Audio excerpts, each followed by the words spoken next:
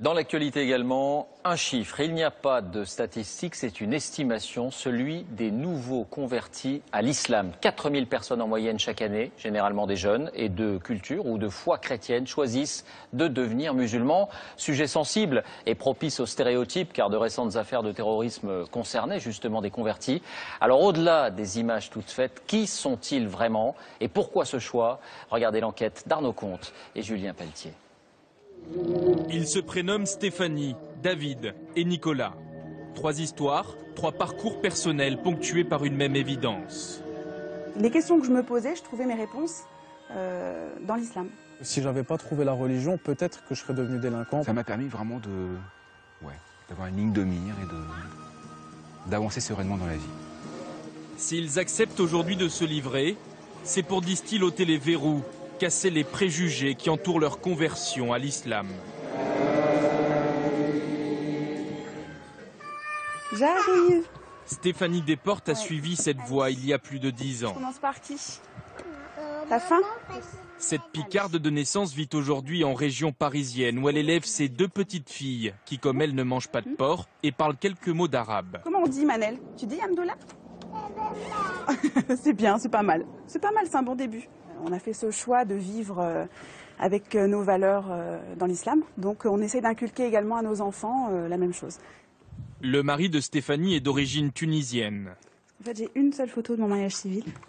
Mais elle aime préciser qu'elle avait choisi l'islam avant même de le rencontrer. Un long cheminement né à l'adolescence. Voilà. J'ai beaucoup lu, j'ai été très attirée, très jeune par l'islam. Je me trouvais apaisée, je trouvais un climat de chaleur, je me sentais très bien, très à l'aise. Et après, quand je suis allée au contact de musulmans, j'ai eu le sentiment d'être à ma place. Mais pourquoi cette religion plutôt qu'une autre? J'ai fréquenté des établissements catholiques. Je n'ai pas été baptisée, mais bon, j'ai un petit peu baigné dans ce milieu-là. J'ai pas trouvé toute la tolérance et toute l'ouverture d'esprit qui me tenait à cœur. Si aujourd'hui son discours est assumé, cette assistante maternelle issue d'une famille de tradition chrétienne a longtemps vécu sa foi, secrètement. Je faisais la prière en me cachant. Ou... Ah bon? J'allais me cacher, quoi. J'allais dans la chambre et puis je faisais la prière, mais c'était pas quelque chose qui se savait. Parce que vous aviez honte de vous être converti? Pas du tout. Jamais j'ai eu honte de me convertir ou d'être qui je suis. Jamais. Pas du tout de la honte. Mais encore dans un souci de préserver les autres. Je suis Parce que vous pensiez que votre choix pouvait faire du mal à vos proches? Du mal dans le sens où c'est pas encore quelque chose qui est très compris. Je sais. Et justement, je pense que parce qu'on ne connaît pas, on a peur, on juge. Cette peur d'être jugé, rejeté par les siens, Nicolas l'apprivoise depuis 1 an, depuis qu'il se rend chaque semaine à la mosquée de Voipy, dans la banlieue de Metz. Vous venez tous les vendredis là? Tous les vendredis, oui. Pour profiter un peu de la sérénité, de la spiritualité ambiante. Voilà, comme ça. Nicolas tient à nous présenter l'imam Al-Hussein, avec qui il a prononcé la Shahada. Quelques mots, une profession de foi qui en une poignée de secondes a scellé son entrée dans l'islam. La ilaha illallah Muhammad Rasulullah. Donc il n'y a de Dieu que Dieu et Mohamed est son messager. Au moment où je l'ai prononcé et que j'ai fini ma récitation, c'était une sorte de libération.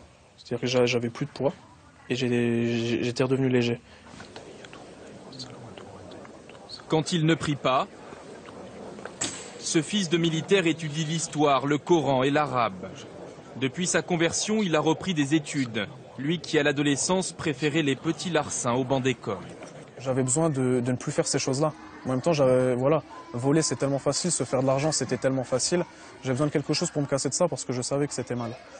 Et ce cadre-là, j'ai trouvé que dans l'islam et nulle part ailleurs. Ça aurait pu être autre chose, mais je ne l'ai pas trouvé. On pourrait penser, à vous entendre, que l'islam est finalement une lubie comme une autre.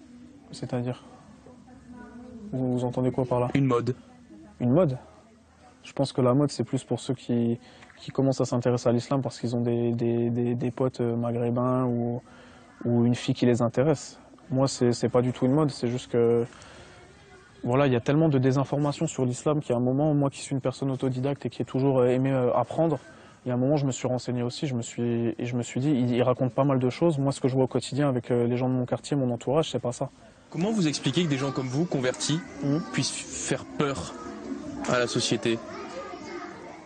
Je sais pas, j'ai les yeux bleus, j'ai un joli sourire, je comprends pas.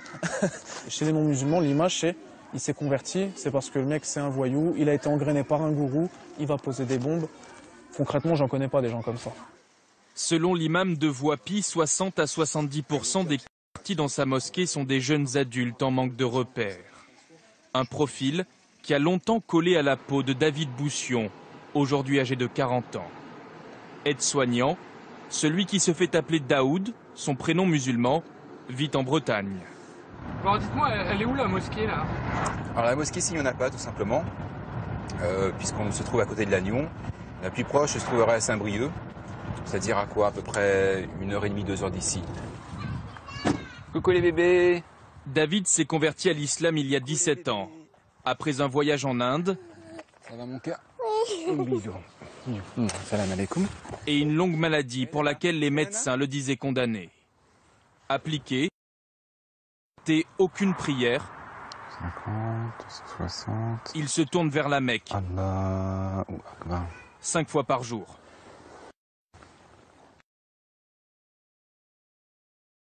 Avec du recul, David reconnaît qu'il aurait pu faire l'intégrisme au début de sa pratique. Il se souvient d'ailleurs très bien de ce qu'on lui disait parfois à la mosquée. Oui, mais tu es converti, mais tu ne seras jamais un vrai. Quelque part, c'était ça. Et comme beaucoup de convertis, ce qu'on veut faire, du coup, c'est rattraper une sorte de temps perdu et vouloir appliquer les choses, être très rigoriste et vouloir absolument tout appliquer. Et avec le temps, on met de l'eau dans son vin, dans son jus de raisin plutôt, et puis on apprend à faire la part des choses. C'est quoi la radicalité pour vous? Ce serait de ne plus être vivant. C'est-à-dire? Eh bien, je pense à certaines personnes qui pensent qu'il faudrait vivre En martyr? Pas forcément, mais comme au IIe siècle de l'Hégire, par exemple. C'est-à-dire 2 siècles après la révélation de l'islam, en Arabie. Comment vous réagissez quand vous entendez les services de renseignement, par exemple, qui disent que la principale menace pour la France vient des gens convertis comme vous? Oui, on peut effrayer quand on entend certains discours, quand on voit certaines images qui se passent ailleurs, voilà. Ou pris dans un autre contexte, avec d'autres commentaires qui font que ça change absolument toute la nature des choses. Au ministère de l'Intérieur, 4000 personnes se convertissent chaque année à l'islam en France, contre 2900 pour le catholicisme et 300 pour le judaïsme.